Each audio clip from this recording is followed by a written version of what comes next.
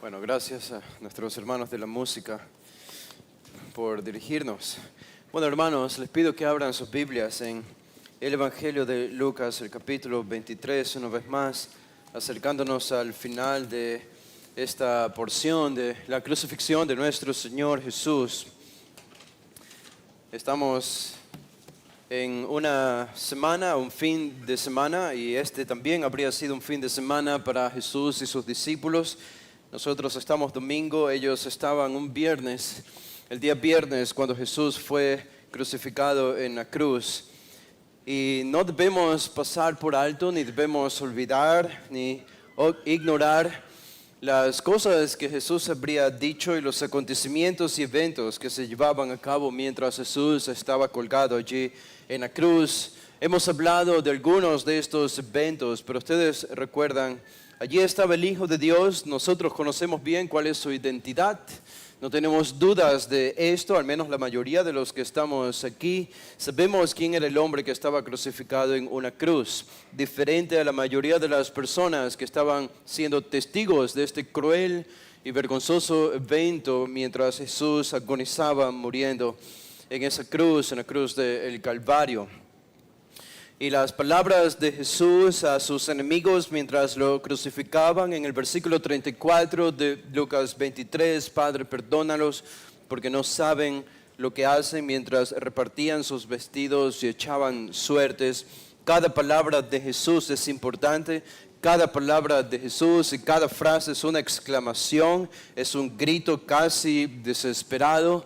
Obviamente pudo ser oído, y cada evento de estos versículos nos revela algo acerca de Dios el Padre, algo acerca de Jesús y de estos acontecimientos. Tanto sus palabras como el hecho de que repartieron sus vestidos, ¿se acuerdan? Es una evidencia de que Dios tenía todo esto en control, porque había sido profetizado desde el Antiguo Testamento que ellos se repartirían por suerte sus vestidos, mientras las personas, las multitudes, los líderes judíos y los soldados romanos se burlaban de Jesús como un supuesto rey y hacían cosas contra él burlándose, manifestándose como si fuese un verdadero rey, aunque ellos no creían que era un rey. Allí estaban los soldados romanos. Los soldados romanos no se gobernaban solos, los soldados romanos eran gobernados por alguien. Alguien estaba por encima de ellos, y vamos a descubrir cuál es este personaje que es anónimo. Hasta al menos el versículo 46 es anónimo y no aparece allí, pero tenía que estar allí y estuvo presente en todo este proceso, porque los soldados romanos no se gobernaban solos y siempre había alguien que estaba encima de ellos, y eran los centuriones, un centurión. Pero allí estaban y descubrimos cómo incluso uno de los criminales se burló también de Jesús en el versículo 39, y cómo Jesús en el versículo 40, cuando comenzó a hablar el otro criminal al otro lado de la cruz de Jesús, manifestó una fe, una convicción en Jesús como rey. De lo que los otros se burlaban es lo que él estaba convencido. Porque al final le dice en el versículo 42, acuérdate de mí cuando vengas en tu reino. Oh, tú tienes un reino, yo creo que tú eres un rey, le está diciendo este criminal. Tú eres un rey, tienes un reino, y tu reino no se va a manifestar ahora, no se ha manifestado, pero sé que se va a manifestar en el futuro, y cuando eso suceda, acuérdate de mí. Y la promesa de Jesús en el versículo 43, de cierto te digo que hoy estarás conmigo en el paraíso. Hoy estarás conmigo en un jardín. Ustedes pueden saborear el contraste de lo que es el sufrimiento de una cruz. Si piensan por un momento en la agonía espiritual que eso involucra, el enfrentarte a la muerte, saber que estás a punto de morir en pocos minutos, y también el dolor físico, el castigo, la laceración, los clavos atravesando tu cuerpo, tus manos, tus muñecas, tus pies, y estar colgado allí sangrando, sabiendo que estás muriendo rápidamente y poco a poco. Y todo eso contrastado con esta promesa de Jesús: hoy vas a estar conmigo en un jardín. Es lo que literalmente le dice Jesús a este criminal. La palabra paraíso es jardín. Vas a estar hoy conmigo en un jardín, en un lugar real. ¡Qué promesa! Y el versículo 44 y 45 nos introduce Lucas a los dos eventos milagrosos, portentosos, los prodigios que Dios el Padre, ¿se acuerdan? Entra en la escena. Hasta ahora el Padre había guardado silencio y todo lo que ocurre a mano de los enemigos de Jesús. Aunque Jesús tiene el control sobre todos estos eventos, Él habla, Él imparte salvación aquí a un criminal, Él imparte paciencia divina al no bajar de la cruz, aunque podía bajar de la cruz al escuchar esta triple tentación de sus enemigos, de los judíos, de los romanos y del otro malhechor. En todo Jesús está en perfecto control, pero ahora el Padre va a entrar en escena en el versículo 44 y a la hora sexta, a las 12 del día, hay tinieblas completas sobre toda la tierra, al menos de Jerusalén o de Israel seguramente. Y esta oscuridad implica el juicio de Dios, y el juicio de Dios no sobre la humanidad, aunque debió ser así, sino el juicio de Dios sobre su propio Hijo, porque es el Hijo quien estaba llevando a cabo el juicio de los que habrían de ser salvos, de nosotros. Y este fue el sufrimiento, este fue el momento de la separación entre el Padre y el Hijo, un misterio que no podemos sondear. Es algo inescrutable para nuestra mente limitada tratar de entender cómo es que el Padre se separó de su Hijo por 3 horas en la cruz del Calvario. Pero esto es lo que significa la oscuridad. Es juicio de Dios, es el odio que Dios tiene contra el pecado. Es la ira, es el furor de Dios que se manifiesta naturalmente de su ser al ver algo que es indignante para Él, que es una rebelión cósmica de sus criaturas. La diferencia es que en esta ocasión Él decide manifestar este furor, este odio y esta ira sobre su propio Hijo. Este es el Evangelio. Esto es lo que tú y yo tenemos que predicar. No es el evangelio romántico de la iglesia evangélica del siglo XXI. No es ven a Dios para que Él cumpla tus sueños y tus propósitos. No tiene nada que ver con esto. Este es el evangelio verdadero. En verdad estamos hartos de escuchar a estos predicadores en las redes sociales hablar de todo en las iglesias desde sus púlpitos, menos del verdadero evangelio. Le están robando a la gente, robando literalmente la plata y robándole también la salvación, porque los dejan en la oscuridad espiritual al decidir no predicar este evangelio, esconderlo para darles simplemente píldoras de motivación, cápsulas de inspiración momentánea que no tienen el poder de transformar las vidas. Todas esas personas viven vidas miserables. Los que acuden a este tipo de iglesias, cuando llegan a sus casas y comienzan la semana, son los mismos de siempre. No hay cambio, porque no hay predicación bíblica, porque no hay evangelio. Ahora, este es el evangelio. Este es el evangelio. Es que el Padre destruyó a su Hijo y pulverizó a su Hijo en la cruz para no hacerlo contra nosotros, porque el pecado tiene que ser juzgado por Dios. Él no puede dejar pasar por alto el pecado. Y esto es el evangelio, esto es el gran intercambio, que Cristo me reemplazó a mí en la cruz, que Él te reemplazó a ti en la cruz si es que eres salvo, si es que has tenido fe, si es que te has arrepentido de tus pecados. Y esta es la gran esperanza. Y el segundo gran portento que encontramos aquí, ¿se acuerdan? En el versículo 45 es cuando el velo del templo se rasgó por la mitad, simbolizando ahora que ya no había obstáculo para entrar a la presencia de Dios. Ahora tenemos acceso a la presencia de Dios por lo que Cristo hizo en la cruz. Somos libres, y nos dice el autor a los Hebreos esto, y podemos recibir perdón de pecados. No necesitamos ir a algún lugar en este tiempo, en esta era de la iglesia, para recibir perdón. No necesitamos realizar actividades ritualistas o religiosas para recibir el perdón de pecados. En la soledad de tu cuarto oscuro, en la noche en la casa, puedes elevar una oración al Padre siendo un completo impío, como el criminal que aparece aquí. Y si te arrepientes de tus pecados y crees en Cristo, en ese cuarto oscuro, en esa misma noche, Él puede limpiarte de todos tus pecados y darte la vida eterna. Esto es lo que hizo Cristo allí y esto es lo que simboliza la rotura del velo del templo. Ahora, esto es lo que sucedió, versículos 44 y 45. En el versículo 46 encontramos las palabras de Jesús para entregarse a la muerte. Ya dice, entonces Jesús, clamando a gran voz, dijo, Padre, en tus manos encomiendo mi espíritu. Y habiendo dicho esto, expiró. Expiró. Él mismo decidió morir. Él decidió cuándo morir. Cuando terminaron las 3 horas de agonía, cuando exclamó, Dios mío, ¿por qué me has abandonado? ¿Por qué me has desamparado? Y finalizaron estas 3 horas de juicio sobre el Hijo en la cruz. Entonces, Él decide morir. No lo mataron, Él decide entregar su propia vida. Y esto lo hace explícito Juan 19 en su Evangelio.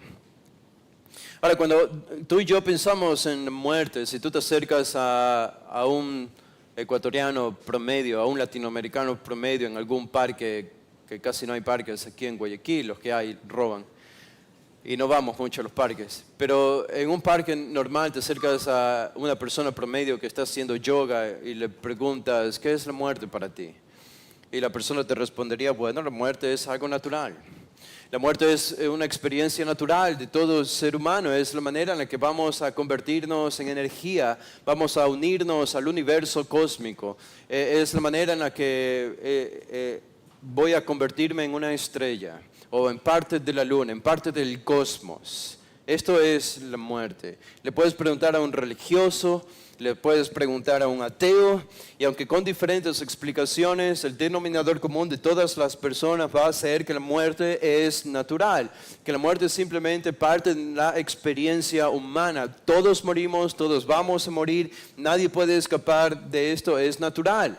Es el camino para ir a la otra vida, como sea que expliquen qué es la otra vida y cómo es la otra vida, es la manera, es el vehículo que nos lleva al otro mundo, al otro universo, a convertirnos en energía cósmica. Ahora, ustedes deben entender algo, debemos entender algo. La muerte no es natural. La muerte no es natural. En un mundo, en un orden creado por Dios, la muerte es antinatural. Esa es la manera bíblica de entender la muerte. La muerte debemos verla como un intruso en el universo creado por Dios. Dios creó la vida, Él no creó la muerte. La muerte se introdujo debido al pecado de Adán y Eva. Entonces, como castigo se introduce la muerte. Pero la muerte no es natural. Y ninguna muerte, podemos pensar, fue más antinatural que la muerte de Jesús. Sé que estamos acostumbrados a la muerte, pero cada vez que pensamos en la muerte debemos verlo con perspectiva bíblica y decir, esto es consecuencia del pecado, esto es juicio de Dios, esto no es natural, no debería estar sucediendo, pero está sucediendo porque algo malo, seriamente malo hemos hecho nosotros contra Dios. Y saben, en la muerte de Jesús, el Padre se encargó de demostrarlo visiblemente, de que la muerte no es algo natural, porque cuando Jesús murió ocurrieron cosas. Y sabemos qué cosas sucedieron. Mateo añade a lo que Lucas dice aquí, las 3 horas de tiniebla, la rotura del velo. En su evangelio, Mateo nos dice que hubo un terremoto en la tierra y que las rocas se partieron en ese momento cuando Jesús murió y expiró.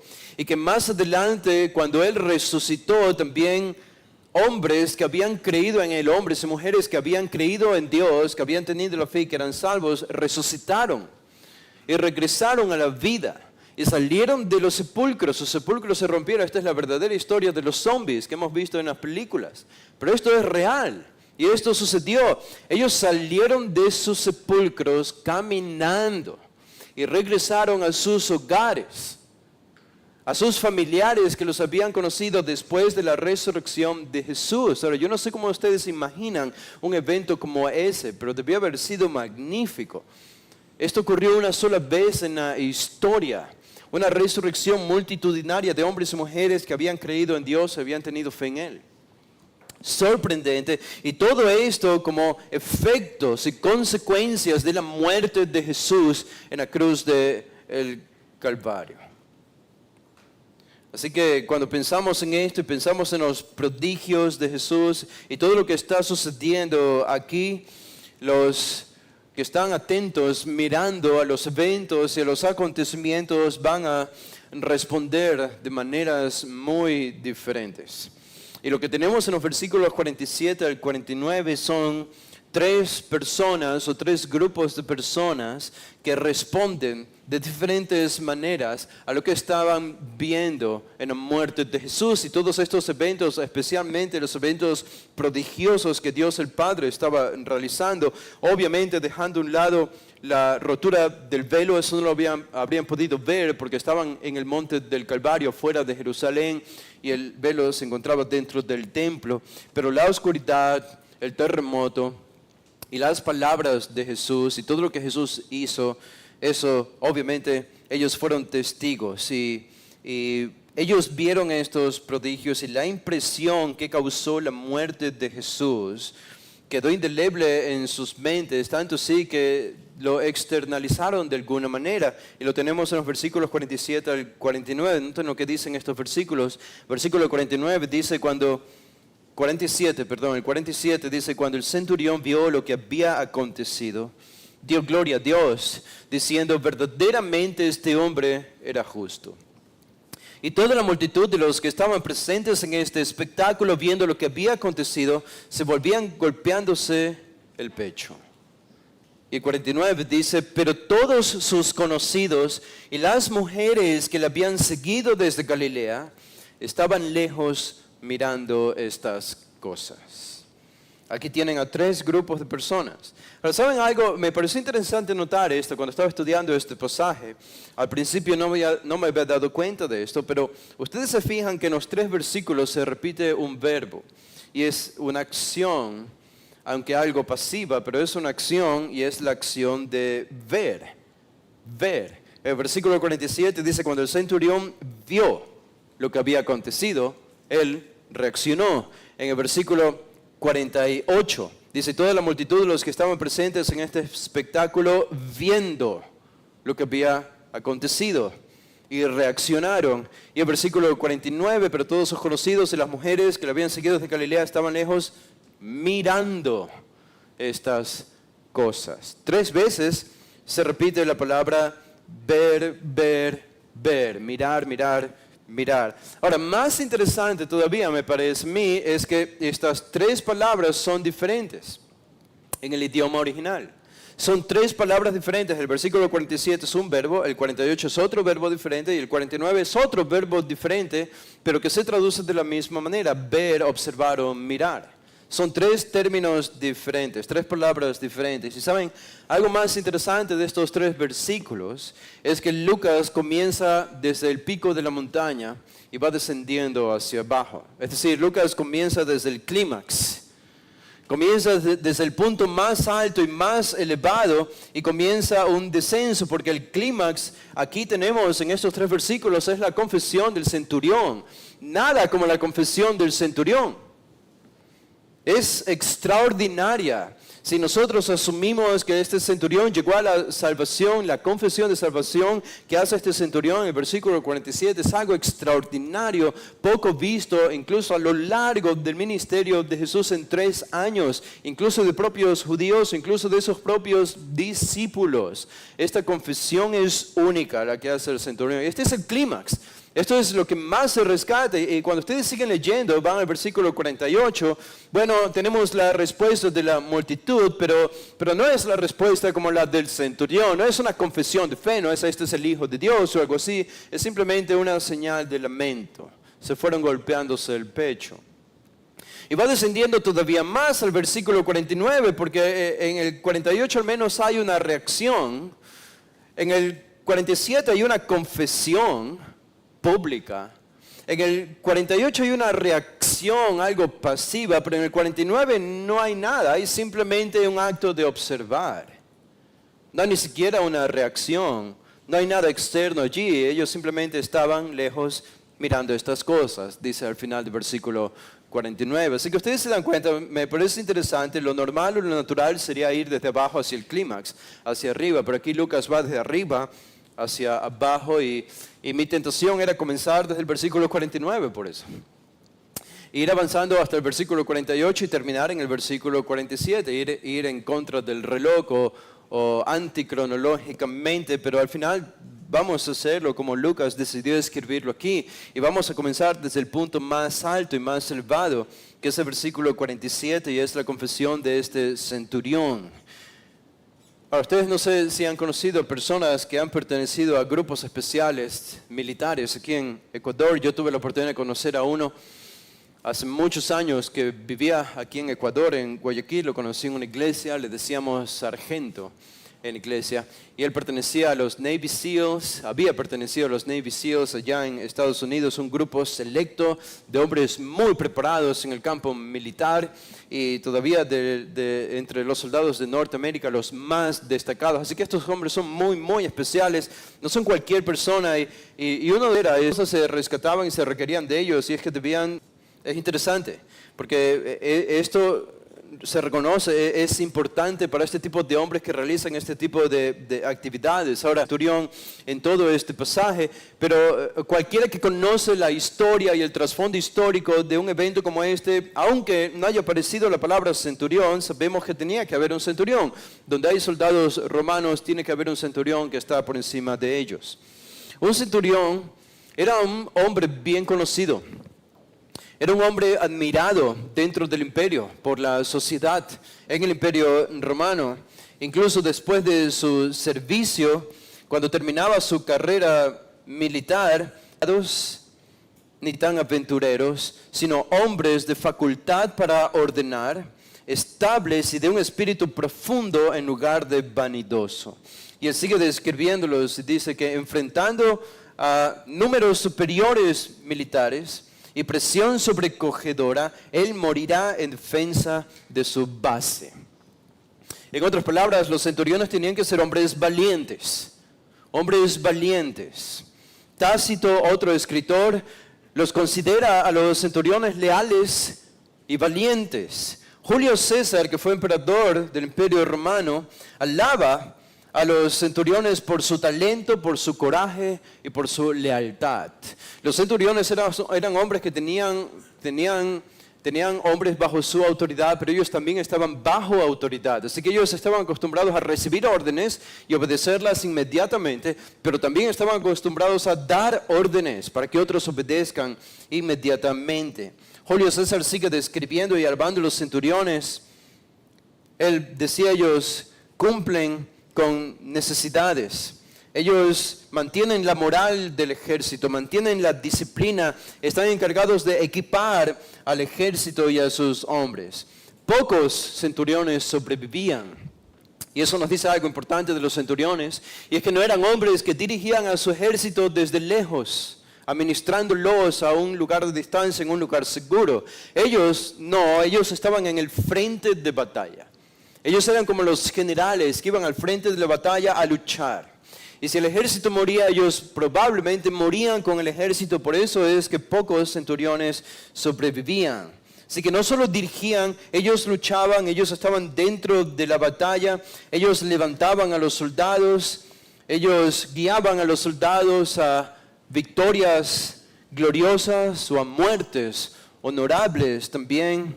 Eran considerados, en realidad la cadena, eran considerados como una cadena a lo largo de todo el imperio romano que unía al mundo militar. Eran el esqueleto del imperio romano, la columna vertebral del ejército romano. Incluso alguien llegó a decir de los centuriones, son el corazón que ganaba las batallas. Ellos ponían el corazón para llegar a la victoria y ponían la mente para construir caminos, infraestructuras y barracas de defensa. A ellos se les debe la coordinación incluso para la construcción de caminos a lo largo del Imperio Romano. Y cuando ellos terminaban su servicio militar, usualmente servían en cargos públicos, políticos, importantes. La gente los admiraba. Ellos eran el paquete completo. Eran el paquete completo. No eran fortachones sin cerebro, irresponsables, no eran todo lo contrario. Eran hombres fuertes, valientes, capaces, hábiles con las armas, con la espada, en lanzar objetos y asesinar y defenderse y protegerse con el escudo, pero también eran hombres responsables, debían ser íntegros, inteligentes, debían ser líderes con autoridad y leales a sus superiores. Ahora, conocemos a uno de estos hombres en el versículo 47, ¿verdad? Este es un centurión, al que nos introduce Lucas aquí. Y lo más interesante es que Lucas habla 2 veces de centuriones en el Evangelio, y las 2 veces que menciona a los centuriones es siempre de forma positiva. Es siempre de forma positiva. Conocimos a otro centurión hace años, aquí predicando Lucas, en Lucas el capítulo 7, ¿se acuerdan la fe de este centurión? El que le dijo a Jesús: Señor, no soy digno de que entres bajo mi techo, pero di la palabra y mi siervo será sanado. No soy digno de que entres bajo mi techo. Y la respuesta de Jesús fue: qué fe tan extraordinaria, no he hallado esta fe en todo Israel, alabando la fe del centurión. Ahora, si no se han percatado, el centurión era un hombre pagano, obviamente. No era un judío religioso, era un hombre pagano, era un religioso pagano. Era un hombre que, si bien debía ser responsable, culto, ordenado y disciplinado, sin embargo, espiritualmente hablando, no tenía una conexión con el verdadero Dios, estaba muy lejos de Dios, y sobre todo desde la perspectiva judía, siendo un gentil, siendo un pagano, no tenía oportunidad para salvación, a menos que se convierta en judío. Pero este era el centurión, y este es uno de los que están aquí. Este centurión estaba observando y estaba administrando a estos soldados. Recuerden que habían 4 soldados romanos a cargo de cada cruz. Habían 3 cruces, entonces eran 12 soldados romanos, y sobre ellos estaba supervisándolos este centurión. Y él lo habría visto todo, desde el inicio hasta el final. Él lo habría visto todo. En la Biblia encontramos al centurión de Lucas 7, encontramos al centurión de Lucas 23, encontramos al centurión de Hechos 10, y ese tiene un nombre, ¿se acuerdan? Cornelio. Cornelio, él mismo llegó a la salvación y Dios le dio una visión. Pedro llegó, predicó el Evangelio, creyó con su casa y fueron bautizados. Cornelio, y tenemos otro centurión más adelante, pero siempre son vistos de manera positiva en los evangelios y en la mayor parte del libro de los Hechos. Ahora, ¿qué es lo que tenemos aquí? Dice el versículo 47, cuando el centurión vio lo que había acontecido. Ahora, esta es la primera respuesta que tenemos en torno al Calvario, en torno a la muerte de Jesús. Para este punto Jesús ya ha muerto, Él ya expiró, Él ya dio su último aliento y entregó su espíritu en las manos del Padre. E inmediatamente dice Lucas en el versículo 47, cuando el centurión vio lo que había acontecido. Ahora sabemos lo que él había visto. Sabemos lo que él había visto. Él habría retenido cada uno de los sucesos en su mente. Recuerden que este es un hombre inteligente, este no es un tonto. Este no es un tonto útil en el Imperio Romano.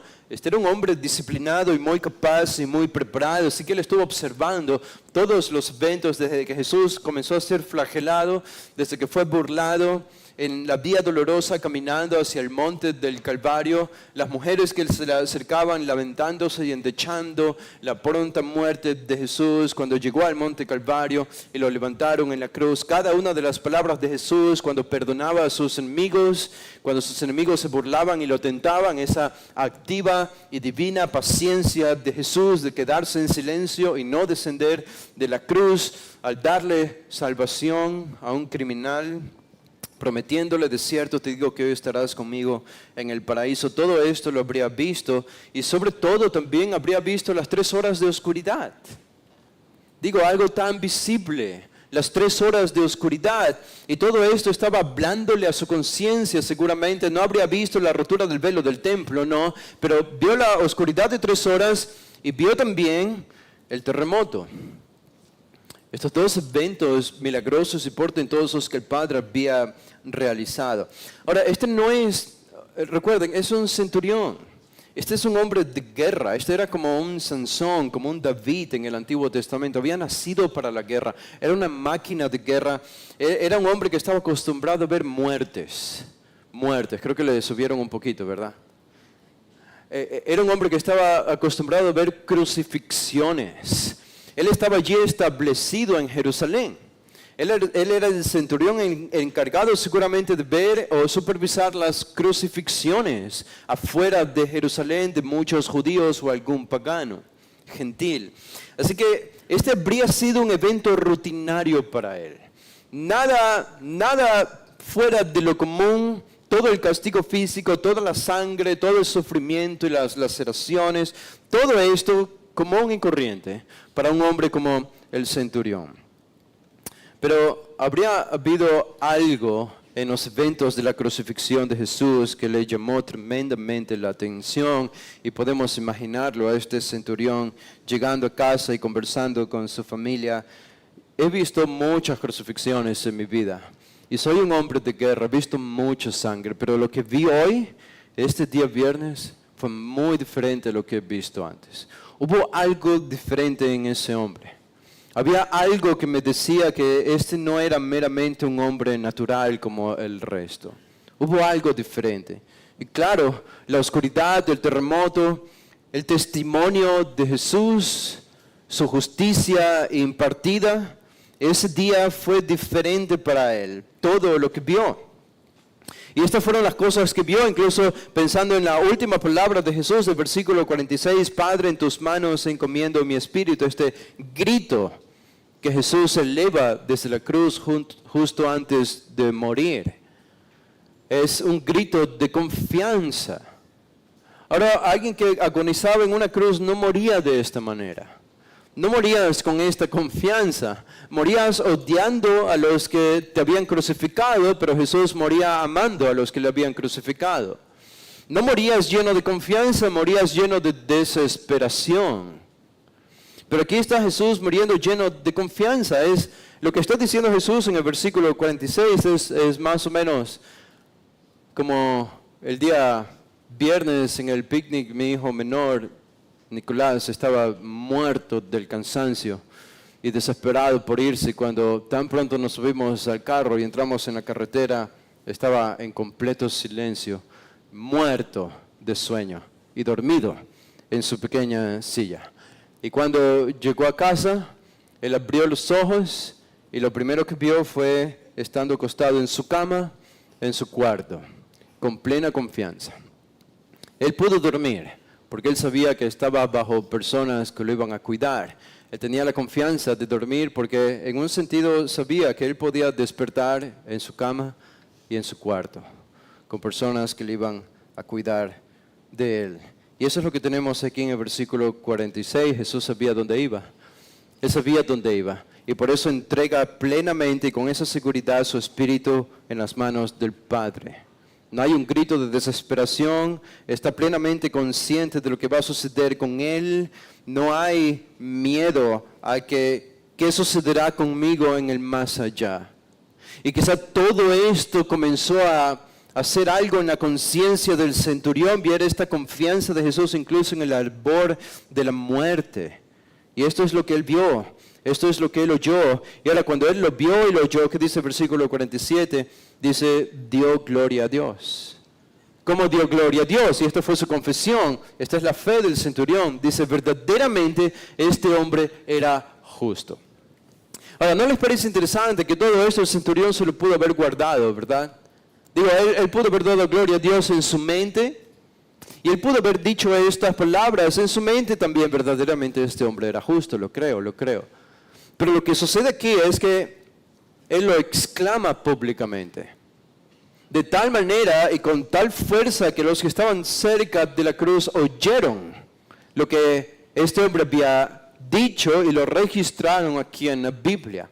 O, como algunos piensan incluso, el mismo centurión habría llegado a la salvación, se habría convertido en un cristiano, se habría unido a la iglesia allí en Jerusalén, y él mismo habría dado este relato de sus propias palabras. Y este relato habría llegado a los oídos de los que escribieron los evangelios. Probablemente, sea lo que sea, pero la confesión de este centurión no fue solamente algo que él lo guardó en el corazón y lo repitió a Dios en su mente, sino que él habló desde la cruz. Y Él dijo estas palabras dando gloria a Dios. Él dio gloria a Dios. ¿Qué significa esto? Esto es alabanza. Esto es alabar a Dios. Esto es magnificar a Dios. ¿Y cuáles fueron estas palabras? Verdaderamente este hombre era justo. Ahora, debemos hacernos una pregunta aquí. ¿Qué está diciendo el centurión? ¿Qué significa esto? Él está diciendo seguramente que Jesús era un hombre inocente.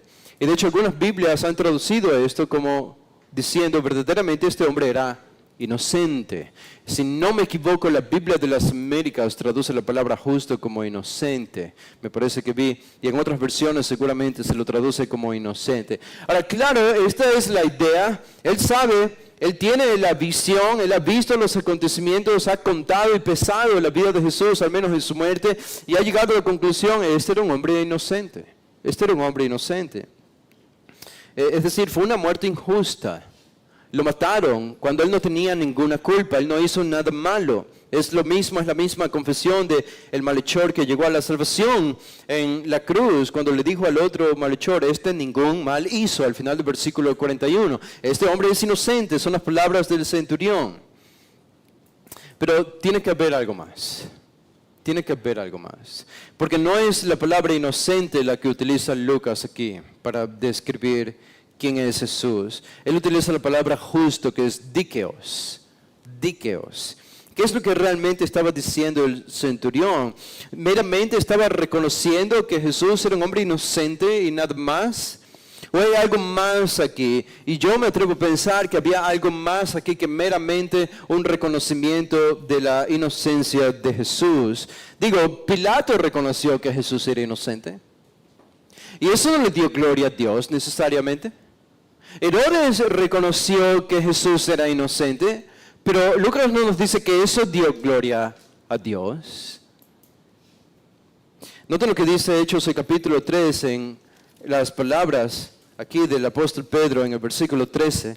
Noten, Hechos 3:13 dice, el Dios de Abraham, de Isaac y de Jacob, el Dios de nuestros padres, ha glorificado a su Hijo Jesús, a quien vosotros entregasteis y negasteis delante de Pilato cuando éste había resuelto ponerlo en libertad, mas ustedes negaron al santo y al, dice, justo. Es la misma palabra que usó el centurión cuando se refirió a Jesús. Verdaderamente este hombre era justo. Aquí justo aparece en la boca de Pedro, que conocía el Antiguo Testamento, aparece en la boca de Pedro como un título mesiánico.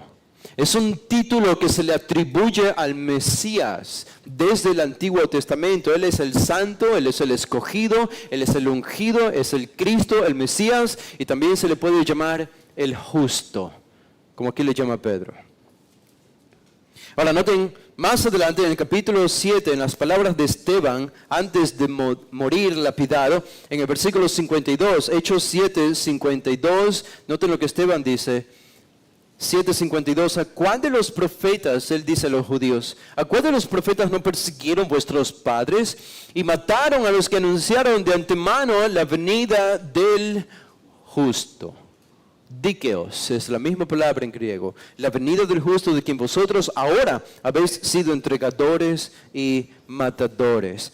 Y en las palabras, para cerrar el círculo aquí, en las palabras del apóstol Pablo, en su testimonio de conversión a los judíos, él dice en el capítulo 22, el versículo 14 de Hechos, él dice, el versículo 13 dice, 22:13, vino a mí y acercándose me dijo, hermano Saulo, este es Ananías, cuando Saulo recién se convirtió, recibe la vista. Y yo, dice Pablo, en aquella misma hora recobré la vista y lo miré. Y dice el versículo 14, y él dijo, esto es Ananías, le dijo a Pablo, el Dios de nuestros padres te ha escogido para que conozcas su voluntad y veas al justo y oigas la voz de su boca. ¿Qué es lo que tenemos aquí? Lo que tenemos aquí es que 3 veces el mismo autor de Hechos, que es Lucas, ahora acá en el Evangelio de Lucas, nos dice 3 veces en Hechos que un título mesiánico para Jesús es el justo. El justo. ¿Y de dónde viene este título mesiánico? ¿Se lo inventó Lucas? ¿Se lo inventó Pedro? ¿Se lo inventó Pablo? ¿O Esteban? Claro que no. Después de los eventos de la muerte y resurrección de Jesús, ellos sabían que lo que había profetizado Isaías 53 se había cumplido.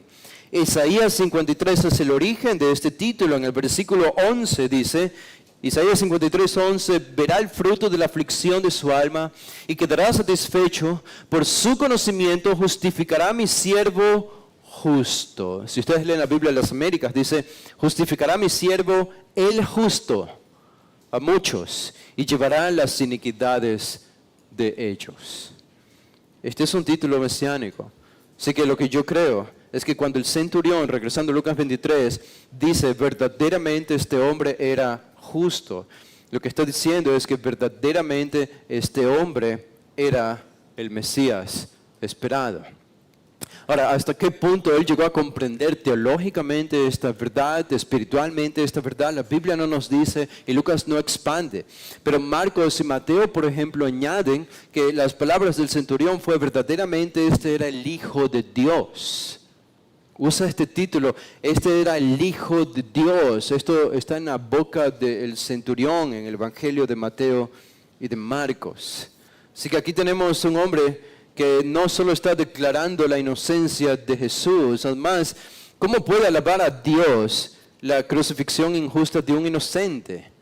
Digo, si Lucas nos dice aquí que el centurión dio gloria a Dios, ¿y cómo dio gloria a Dios? Bueno, un inocente fue martirizado y crucificado en una cruz. Digo, ¿cómo eso puede dar gloria a Dios? Que un inocente muera, si eso es un acto injusto. Oh, pero si es el Mesías y está siendo declarado como el justo, cumpliendo la profecía de Isaías 53 para los propósitos divinos, bueno, esto obviamente da gloria a Dios. Así que el centurión vio algo más. Sus ojos fueron abiertos. Y de nuevo, la petición de Jesús del versículo 34 muy probablemente fue respondida en ese mismo instante por el Padre, no solo abriendo los ojos espirituales de un criminal, sino también abriendo los ojos espirituales del centurión, un hombre pagano, un hombre gentil. Esta confesión no la encontramos ni en Pedro, no la encontramos en otros personajes ni en sus discípulos. En este punto sus discípulos han huido. En la multitud, en los líderes judíos, esperaríamos escuchar esto de los líderes judíos, pero la escuchamos de un hombre gentil que no tenía nada que ver con los judíos. Qué ironía la de la salvación, cómo llega a los menos esperados, a los que menos tienen oportunidades según la perspectiva humana, son en los que Dios más se glorifica, y este es el centurión. Pero no se queda allí, la segunda respuesta está en el versículo 48. Vamos de la fe del centurión al lamento de la multitud. Dice, y toda la multitud de los que estaban presentes en este espectáculo. Noten, estaban presentes en este espectáculo. ¿Saben cuál es la palabra para espectáculo? En el griego ustedes conocen esta palabra, ustedes saben griego. No sabían esto, pero yo les digo, ustedes saben griego. La palabra espectáculo en griego es la palabra teoría. Teoría. Y conocemos esa palabra, una teoría, porque viene de un verbo que es teoros. Teoros significa observar algo, observar. Y la teoría, cambiando su significado a lo largo del tiempo, significa un enunciado que viene de la observación, probablemente. Un enunciado, una declaración teórica que viene de la observación de algún objeto, de algún animal. Así que este es espectáculo, una teoría. Es una palabra utilizada para eventos religiosos que se observaban, o eventos realizados en algún estadio, o eventos públicos a los que todo el mundo acudía para ver. Esta es la palabra que Lucas le da a lo que ellos estaban viendo. Dice la multitud de los que estaban presentes en este espectáculo. La muerte de Jesús fue un espectáculo, claro, y especialmente por lo que Dios el Padre hizo. Es una referencia a las 3 horas de tinieblas, es una referencia al terremoto, es una referencia a la rotura del velo y más tarde a la resurrección de muertos. Esto fue un espectáculo, no pudo pasar desapercibido y la multitud estaba mirando estas cosas. Viendo lo que había acontecido, dice el versículo 48, se volvían golpeándose el pecho. Ahora, las multitudes, ¿qué podemos decir de las multitudes? Hemos hablado de las multitudes. Y si hay un grupo de personas al que menos entiendo yo en el Evangelio de Lucas son las multitudes.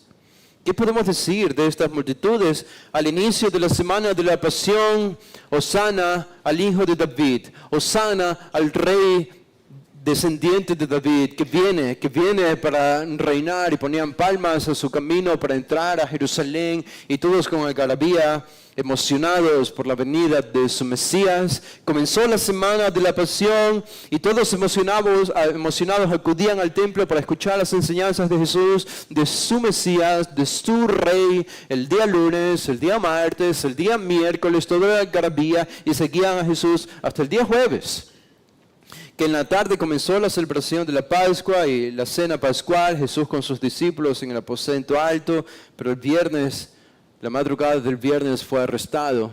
Y tan pronto la multitud vio a un Jesús ahora muy diferente al que habían visto el día anterior y los días y los años anteriores, ahora arrestado, no se libraba, no provocaba un levantamiento, no decía que Dios le venía a librar, se había entregado. Parecía un hombre impotente allí, débil, atado, aprisionado. Entonces sus corazones comenzaron a titubear y sus emociones a Jesús comenzaron a cambiar. Y más por la presión de los líderes religiosos, llegaron incluso a clamar: crucifícale, crucifícale, crucifícale, crucifícale. Y fueron participantes activos en la muerte y la crucifixión del Señor Jesús. Ahora, eso fue hasta que Jesús murió. Pero tan pronto ellos comenzaron a ver estos eventos portentosos del Padre, la oscuridad del terremoto, después se habrían enterado del velo y los muertos resucitar. Y antes de eso dice versículo 48 que ellos al final se volvían golpeándose el pecho. Ahora, ¿se acuerdan quién más se golpeaba el pecho en este evangelio? En el capítulo 18 de Lucas, ¿se acuerdan dos personajes que subieron al monte a orar? El fariseo y el publicano. El publicano oraba consigo mismo: Dios, se propicio a mí, pecador. Y dice el texto que él se golpeaba el pecho, Jesús contando esta parábola. Se golpeaba el pecho en señal de ¿qué? En señal de lamento. Lamento. En el caso del publicano era una situación de arrepentimiento de sus pecados. El hombre podía ver su propia bajeza espiritual y la podía entender a la luz de quién era Dios, a diferencia de el ensimismado, hipócrita y egoísta fariseo. Es una señal de lamento golpearse el pecho. Ahora, eso es lo que está haciendo la multitud. Así que vemos otro cambio emocional en la multitud. Es que comienzan emocionados por Jesús, se decepcionan de Jesús, odian a Jesús y claman para que sea crucificado. Y ahora que ven los eventos portentosos, se lamentan de la muerte de Jesús. Ahora están pensando ellos: algo malo ha sucedido aquí, algo no está bien, algo no hemos hecho bien. Algo no hemos hecho bien con este hombre. Esta muerte no fue natural. Algo es diferente aquí. Y hay una señal. No podemos decir todavía de un arrepentimiento genuino, pero sí de un lamento. Al menos es un lamento inicial. Es como que se volvieron derrotados. Derrotados, pero derrotados por sus propias expectativas, por su propio pecado. Y sabemos que, no sabemos si todos allí, pero algunos probablemente de los que estaban allí escucharon a Pedro predicar en Hechos 2. Y de nuevo se cumplió la petición de Jesús, el versículo 34. Padre, perdónalos porque no saben lo que hacen, a la predicación de Pedro. Así que este habría sido un inicio, al menos, en que ellos comenzaron a ver la maldad que habían hecho contra Jesús, que habían, como Pedro les dice, han matado al autor de la vida, al que ustedes crucificaron, les dice Pedro en el libro de Hechos. Se volvían golpeándose el pecho. Esto es lamento. Es lamento, es dolor interno. La conciencia de ellos estaba herida por lo que habían hecho con Jesús. No hay palabras aquí como en el centurión. No hay una confesión de fe como en el centurión. Verdaderamente este era el Hijo de Dios. Ellos no dicen este era el Mesías. Es simplemente un lamento interno. Un lamento interno. Pero la salvación tiene que comenzar por algo, ¿verdad? Y la salvación de todos comienza con esta introspección del propio corazón y de la propia alma, en que uno comienza a lamentar su propia miseria espiritual y su propio pecado, su propia maldad, y hay una comunicación y el Espíritu comienza a hacer una obra allí. Así que al menos el versículo 48 no creo que es necesario destruir el testimonio, la reputación de esta multitud, sino más bien reconocer que quizá Dios aquí comenzó a hacer una obra en ellos. Ahora, dígame si no hay esperanza para cualquier pecador. Esta es la multitud que gritó a Jesús: crucifícale, crucifícale. Pero aquí están lamentándose por lo que había acontecido. Y esto nos lleva al tercer grupo. En el versículo 49 vamos de la confesión de fe, la fe del centurión, al lamento de la multitud, a la expectativa de sus conocidos. En el versículo 49 es expectativa. Ahora, aquí no hay palabras, pero tampoco hay respuestas. Al menos en el versículo 48 tenemos una acción que nos dice algo de esta multitud, pero en el versículo 40 es un silencio absoluto, no hay palabras, pero tampoco hay comportamiento, tampoco hay actitudes. Dice el versículo 49, pero todos sus conocidos. Ahora, ¿quiénes habrían sido todos sus conocidos? Todos los que le conocían, ¿verdad? Esto habría incluido probablemente su familia, su madre, María, los hermanos de Jesús, que todavía quizá no creían en Él. Sabemos que no creían en Él por el Evangelio de Juan. Al inicio, ya después de la resurrección, creyeron. Uno de ellos fue Santiago o Jacobo. Pero al menos no creían en Él, pero era su hermano. Era el hijo de su madre, era su hermano, de la misma sangre. Así que estaban allí mirando esto. ¿Habrían estado algunos de sus discípulos? No sabemos. Probablemente estaba allí incluido Juan. No sabemos si Pedro, no sabemos si los demás o si estaban escondidos, pero vecinos que le habían visto crecer, que le conocían muy bien.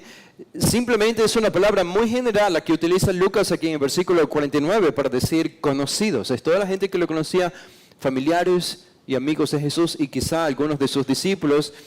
Y me encanta cómo Lucas incluye de forma explícita a otro grupo de personas que fue importante en el ministerio de Jesús. Dice, y las mujeres.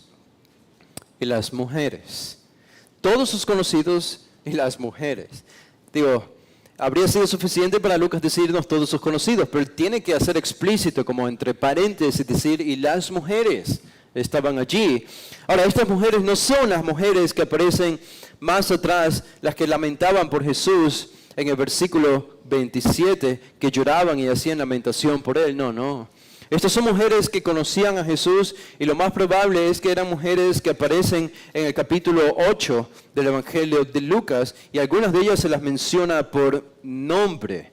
Dice en el versículo 2 de Lucas 8, y algunas mujeres que habían sido sanadas de espíritus malos y de enfermedades, dice que estaban con Jesús.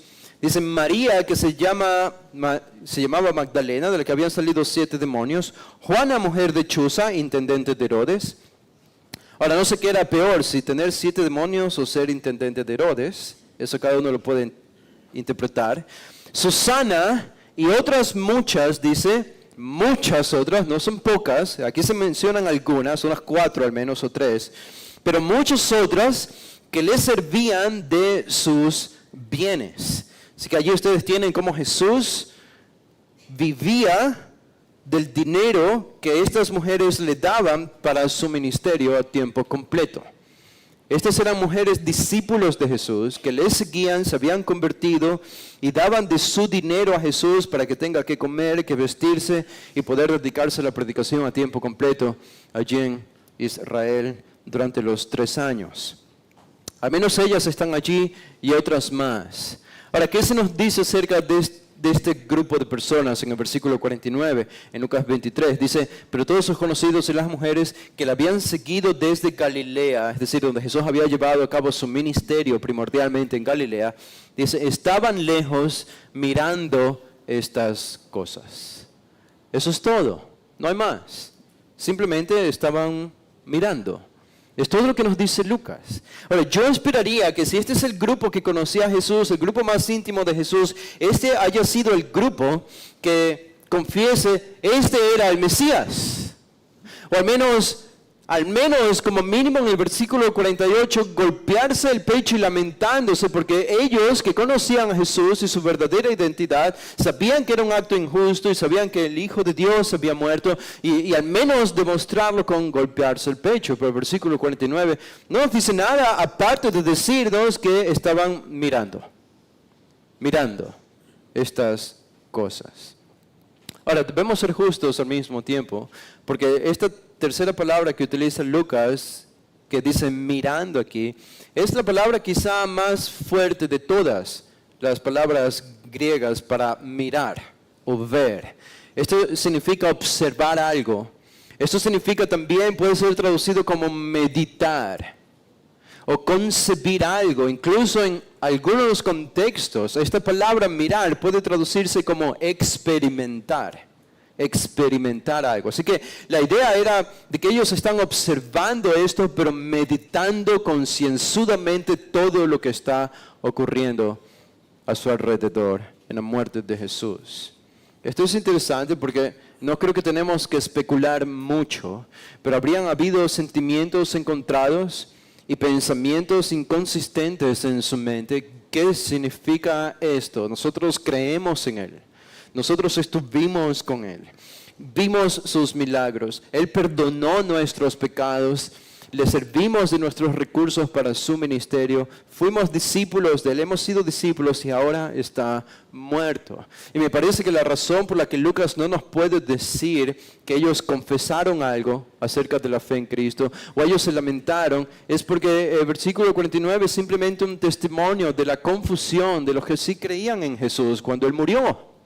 Porque no esperaban que Él muriese, ellos esperaban que Él tenga la victoria, un Mesías crucificado. Era inconcebible incluso para la mente de sus discípulos más íntimos. Un Mesías derrotado era inaudito según las expectativas del Antiguo Testamento. Así que sus expectativas habían quedado completamente rotas. No significa que dejaron de creer, no significa que dejaron de ser salvos, pero están confundidos. Y por eso Lucas creo que simplemente nos dice, estaban lejos observando, meditando estas cosas. ¿De quién Lucas nos dice que hizo una declaración de fe aquí? Que creyó en un Jesús, el justo, el Mesías, el Cristo, el Hijo de Dios. En las palabras del centurión del versículo 47, no cuando Jesús estaba haciendo un milagro. No cuando Jesús estaba resucitando a Lázaro de los muertos. No cuando estaba dando vista a los ciegos. No cuando se transfiguró como frente a 3 de sus discípulos. Habría sido fácil hacer una declaración de la divinidad de Jesús y de la verdadera persona de Jesús en algunos de estos eventos milagrosos de Jesús durante su ministerio.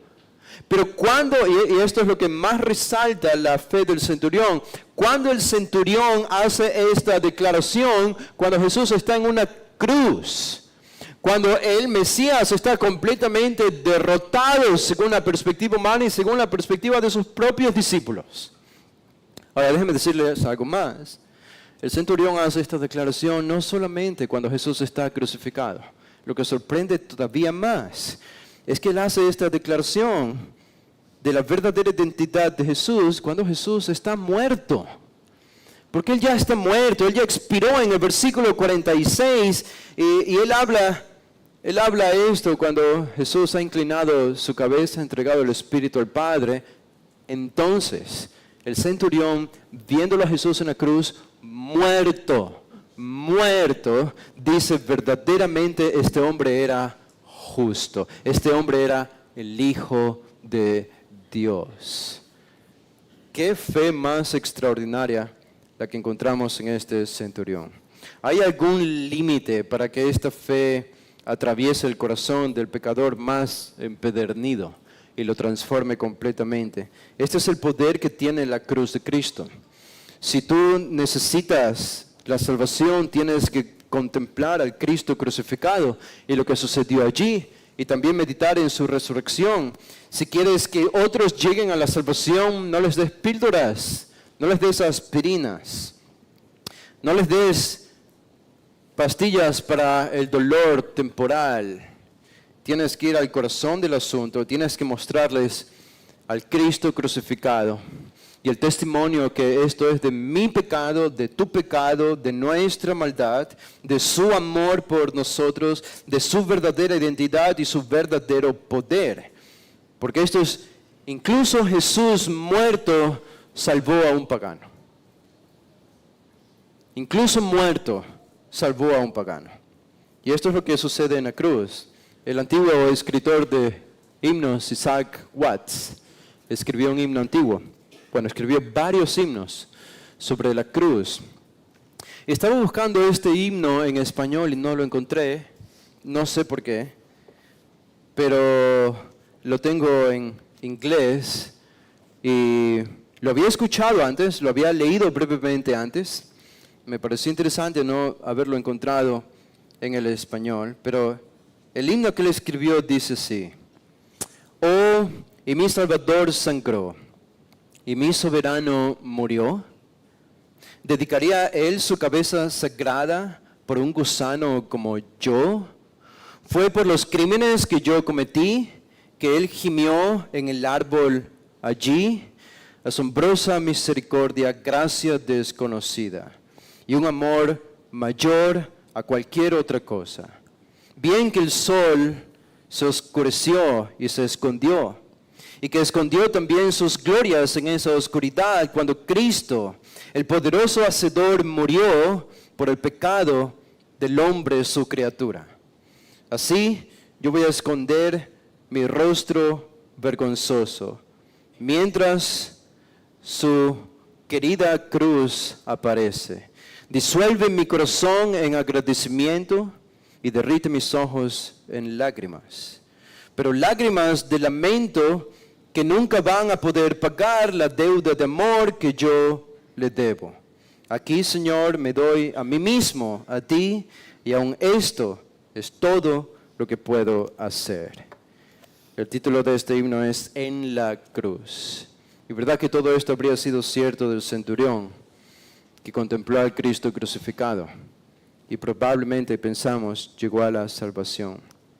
Vamos a orar. Padre, te damos gracias, Señor, por el asombroso testimonio de tu Hijo colgado en la cruz y las tres respuestas, estas tres impresiones que causaron en estos tres personajes y grupos de personas. Pablo dice en el Nuevo Testamento de los Gálatas, ya Cristo fue presentado a ustedes crucificado. Fue presentado a ustedes crucificado. Es una prueba de que nosotros podemos hacer lo mismo, aunque es un evento pasado y ocurrió hace 2000 años. Hoy yo puedo pararme en un sentido espiritual frente a la cruz, al contemplar qué sucedió allí, lo que esto implica. Y puedo presentárselo a otros también y puedo confrontarles con el Cristo crucificado. Esta es la razón de nuestra motivación. Como alguien dijo, Señor, en esta vida cristiana a veces estamos tentados a tirar la toalla. Estamos tentados a decir, terminé, suficiente con esto, no puedo más. No puedo más con esta situación, no puedo más con mi pecado, no puedo más en la lucha. Pero la razón por la que no podemos salir por esa puerta es porque el crucificado está allí. El crucificado está allí, dando testimonio de lo que Él hizo por nosotros, a favor de nosotros. Es por Él que estamos aquí, yaciendo, reunidos y vivimos y respiramos. Y es el propósito de nuestra vida, es el crucificado. Y que esta imagen, Señor, con todo su sacrificio y tu revelación en tu palabra nunca se vaya. Porque es nuestra gloria, es lo que celebramos, es nuestra esperanza, es lo único que tenemos y lo único que nos queda en este mundo. Oramos en el nombre de tu Hijo, Madre.